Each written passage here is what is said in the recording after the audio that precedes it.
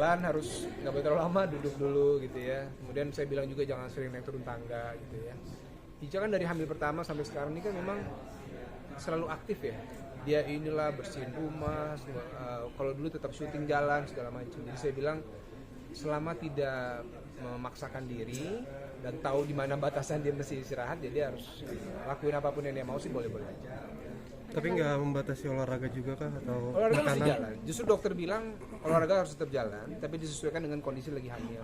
Ica tuh pilates seminggu 2 kali, jalan kaki paling di rumah treadmill aja gitu. Saya juga bilang Ica masih ada geraknya gitu ya, supaya jadi ibu hamil kan bukan sakit ya. Hamil itu kondisi di mana badannya ada janin kan gitu. Selama dia nggak sakit, apapun yang dia mau lakuin boleh, tapi tahu batasnya. Abang-abangnya sendiri antusiasnya seperti apa nih menjelang lahiran? Wah, ini dia. Kemarin udah lihat-lihat rumah sakit ya, udah ngobrol sama dokter. Akhirnya merimain lagi waktu kelahiran anak pertama dan kedua. Masa-masa menunggu di di kamar yang menjelang lahiran itu kan momen-momen yang harus dipersiapkan dengan baik, terutama mentalnya Ica gitu kan.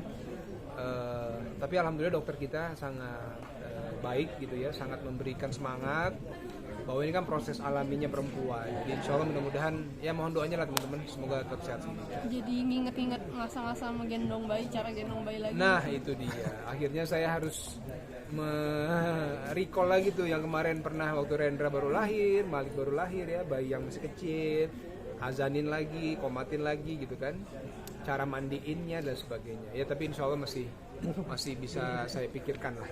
Tapi jenis kelaminnya tadi gimana? Insya Allah perempuan 99%. Dokter bilang gitu. Kakak-kakaknya gimana nih? Ada rasa cemburuan kan?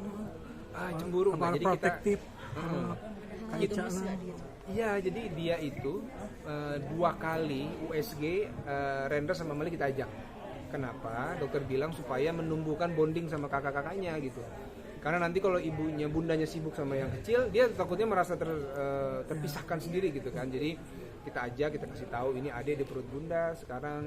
Kemudian kemarin kita foto USG feto maternal, jadi udah kelihatan wajahnya seperti apa.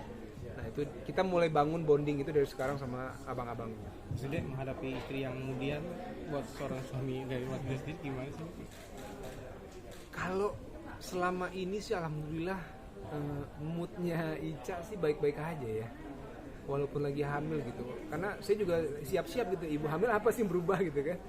Ica perubahannya cuma mual sama ya ruang gerak terbatas karena perut sudah 7 bulan. Selebihnya sama aja.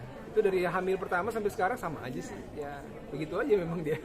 Bude akhirnya akan menjadi ayah dari seorang putri nih, gimana? Nah ini dia. Saya belum pernah punya anak perempuan. Akhirnya saya coba tanya-tanya, saya telepon kakak saya telepon teman-teman yang punya anak perempuan. Apa sih yang perlu dipersiapkan untuk punya anak perempuan? Ternyata memang kan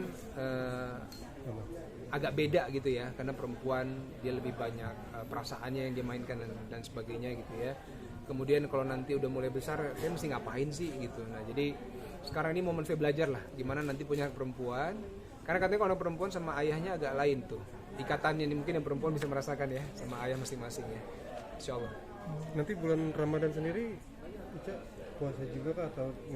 Kemarin sudah kita tanya sama dokter bilang kalau ibunya sehat dan tidak merasakan sesuatu pusing dan lain sebagainya, nggak apa-apa puasa, tapi jangan memaksakan diri. Saya tanya Ica nanti mungkin last minute beberapa hari sebelum Ramadan, kalau dia merasa dia sanggup puasa nggak ada masalah, puasa, insya Allah sehat. Insya Allah pas lebaran udah persalinan.